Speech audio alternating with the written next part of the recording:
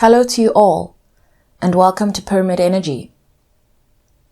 This message is for somebody who feels like they've been handed the task of, handling, looking after, taking care of, managing some kind of very important situation. It's not just a task. It feels like something ongoing. It feels like, I don't want to say journey, but it feels like it's of an ongoing nature. And the word I've got here is stewardship. Okay, so you can be considered a steward of whatever this relationship is or this situation is.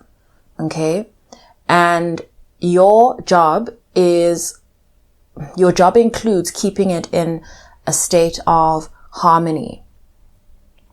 With all this said, you've recently embarked, taken it upon yourself to embark on a major challenge.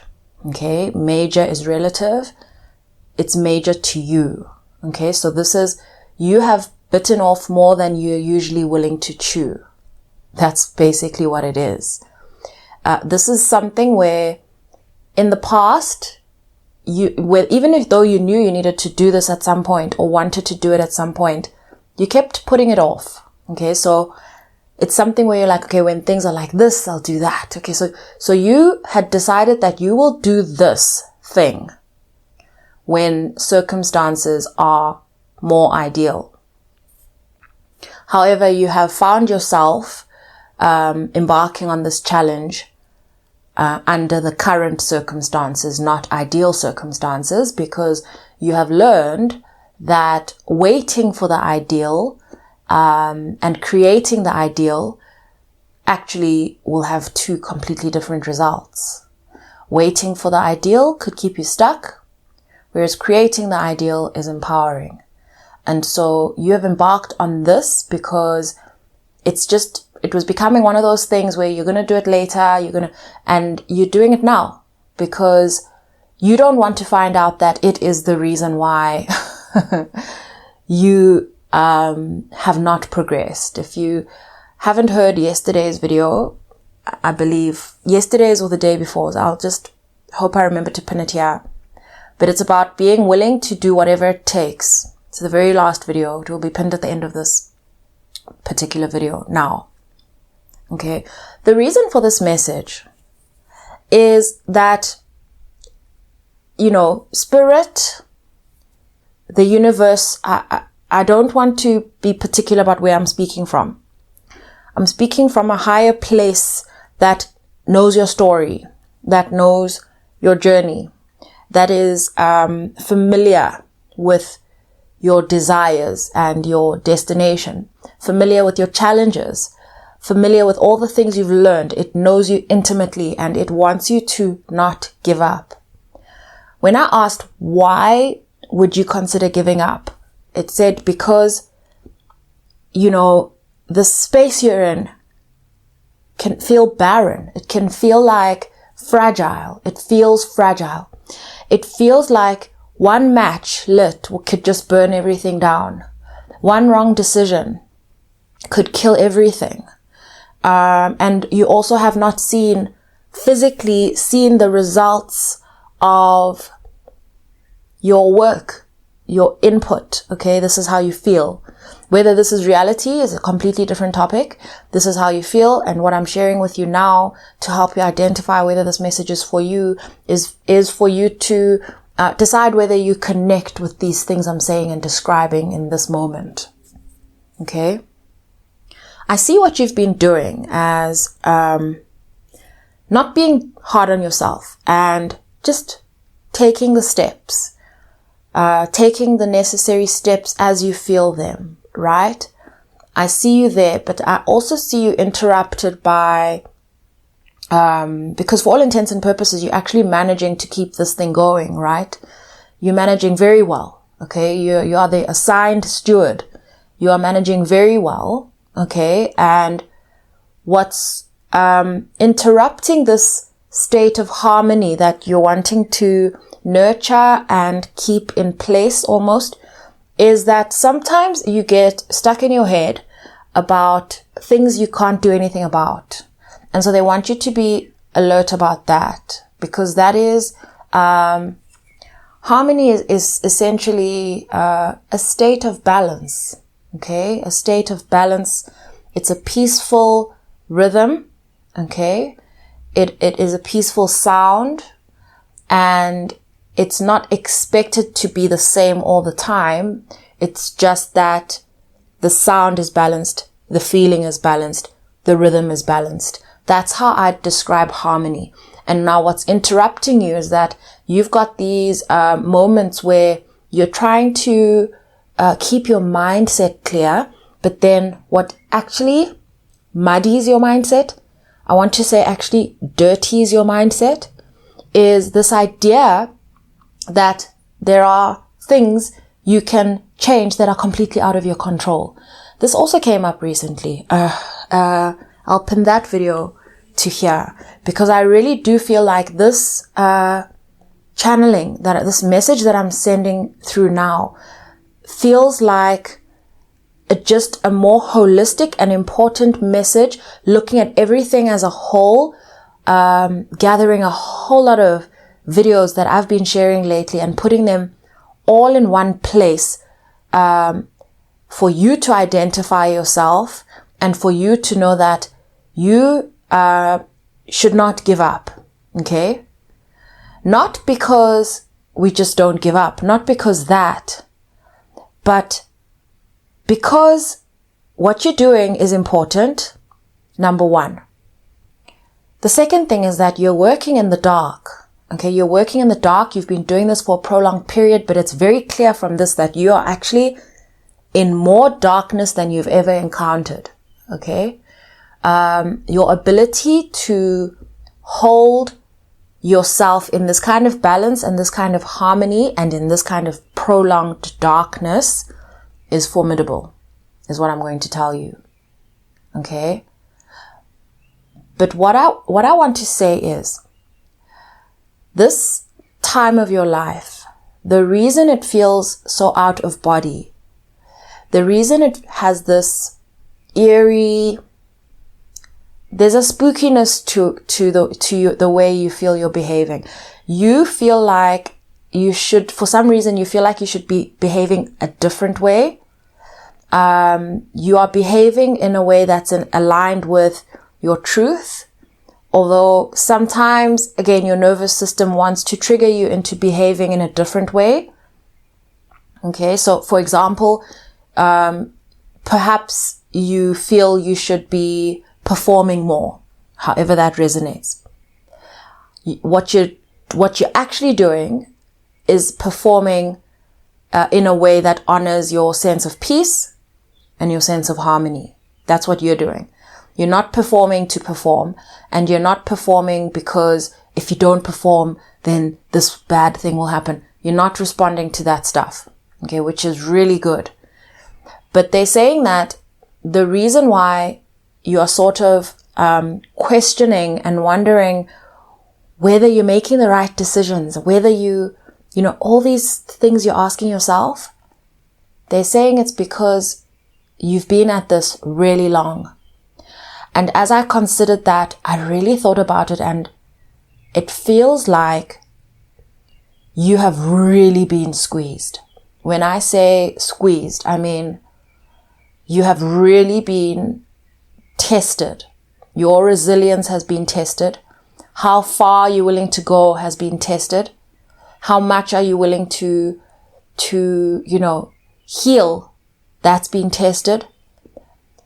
All of these things, you've been stretched to your limits, to the point where you are now stretching yourself. There is nothing you will not do. They're saying you have a really great attitude right now. They're saying you have a really great attitude right now.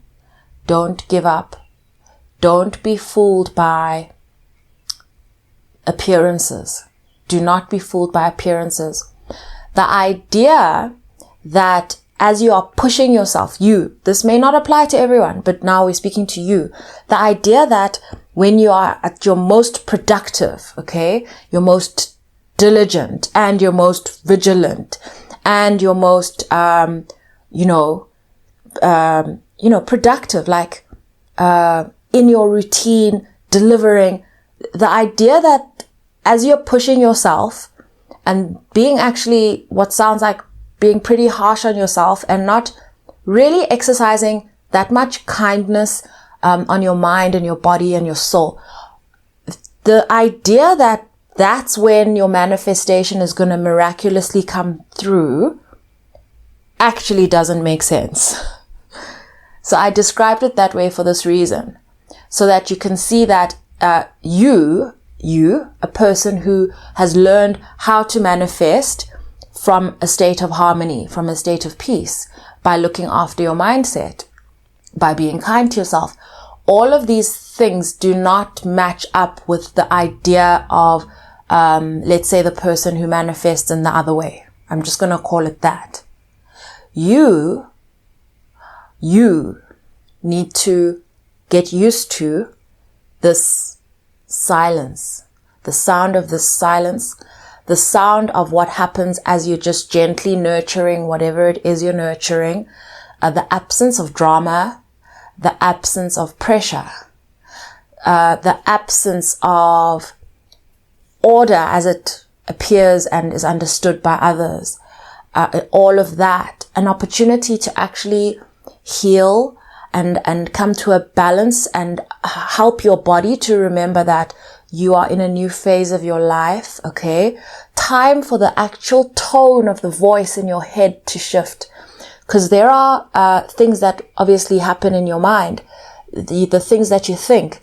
There is a tone that voice has, okay? And then there's another tone. This is getting abstract, okay? All the best to all of us. Then there's another voice, the one of the higher self that tends to come through, and then your more sound human thought voice comes in and balances the doubtful voice, the harsh voice, the one that berates you, the one that tells you should be your other voice, okay, that is more balanced, that is more sound, takes advice from your higher self, knows how to speak to this other voice that is a little bit more harsh and erratic, and that one. This healing time that I'm referring to is time for the natural tone of the voice in your head, the one that you want to basically become predisposed to, the one that becomes the main voice. We want that main voice to be the peaceful one, the calm one. And so we're just giving you time to get used to that. So I think this feels like more of an alert that this is taking place, so that you're aware of it, so that you're more conscious about having entered a new time in your life, more conscious so that you're not self-correcting into being conscious. What do I mean by that? I mean, we want you to wake up already knowing you're in a different phase of your life, not realizing you're in a different phase of your life because you've had to remind yourself. I think that is the best way to put it. They also want you in a state of gratitude, okay, through all of this unknown. They're saying that you're completely aware of the gift of gratitude and how its ability to infect the rest of your life positively is effective, okay? It has that effect, and they're saying lean into that even in the darkness, okay? And even though you can't see where you're going through this transition, okay? They're saying that this, whatever you are doing and working on is actually beautified by this dark feminine aspect. Okay? I actually don't know a lot about the dark feminine and what it means and the terminology. But what's coming through for me is this embracing of the dark is like a superpower of yours. Okay? As if you knew all the answers, you wouldn't actually have that much allure. It's because of the confidence that you hold in the dark that gives you that power that I'm referring to. That allure, that thing. That's what it is. And so the time to no longer regard the darkness as some kind of enemy has passed. It has passed. It is not the enemy. They're saying that in theory you know this. They're saying that in theory you know this. It is in practice where you sometimes still treat the darkness as your enemy. The darkness is not your enemy. It is very much not just your friend. It is you, is what they're saying. It is you. It is what makes you you. And so the deeper we usher you into your journey, the more darkness you're going to have to learn to hold in your vessel, in your flesh, in yourself. Okay, which is, they're saying, that's why you embarked on this journey, is because from a subconscious point of view, you are actually so hungry for this depth of darkness. This is such a strange reading. It's such a strange message to share. And in the advice, I've got a message here to say, whenever you're feeling like you're not sure about anything, especially this greater picture of all this stuff, bigger picture, they're saying, look at your story. Look at history. Look at your story. What does your actual story say? An evidence-based account of how things have transpired, not how you felt. Okay? Not anyone's thoughts, not how you thought things to turn out, not how you felt things would turn out. They want you to look at evidence only, because apparently if you just go on evidence, you have absolutely no reason to doubt yourself, is what they're saying here. Okay? And now going forth with your journey and embracing this darkness, they're saying to treat this darkness and almost protect this darkness the way you would an egg. Hold it the way you would an egg. Protect it. Nurture it. Care for it.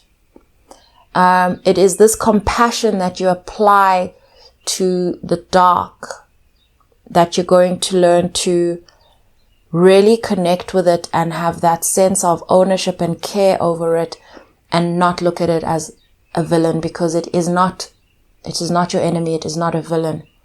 Perhaps for a long time it needed to be, but it is not, because what it is your creation in your hands. That's what it is. I've never heard it like that before. It's very interesting to hear it like that. This channeling has actually challenged my own relationship with the dark, is what I'll say. I will say that. I'd like for you to proceed with a lot of kindness for yourself. It's as if you feel like what you've been putting out to the universe is like minimal, is how I'm feeling you. And they're saying that's your perception. You're not privy to the impact, is what they're saying. And so this is in general a message of encouragement. It's to say you are so on the right track, but that the evidence you're asking for what's going to happen over time is this thing is going to morph. It's not at any point just going to give you what you're expecting. It's going to morph. It's going to continue to morph. Like a butterfly. That's what they're describing. And they're showing me, look at yourself now. How many times have you transformed like a butterfly? Yet, how often do you still feel like you are in the cocoon? That's what they're describing. That's quite amazing, actually. Because we tend to look at the journey of becoming a butterfly as, again, one of those things we know in theory, but when we actually think of it in practice, we can get very uncomfortable with the idea that this butterfly is not done yet.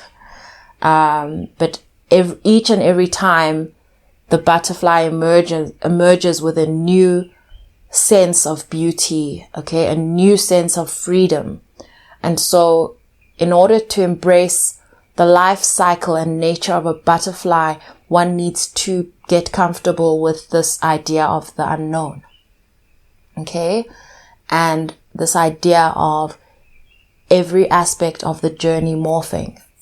And this idea of not being able to necessarily dictate exactly the route and the outcome, but to be so grateful for the journey and to nurture this egg that you're holding through the dark, because you're the steward of this egg.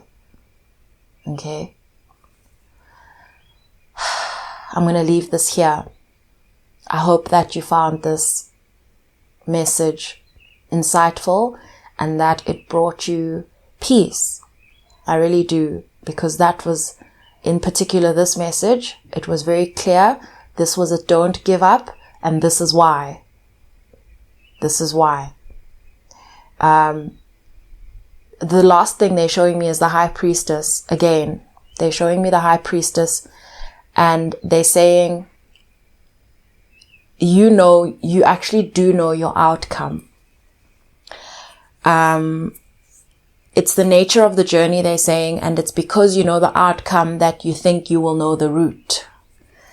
And they're saying that your outcome is they're here to reassure you of your outcome.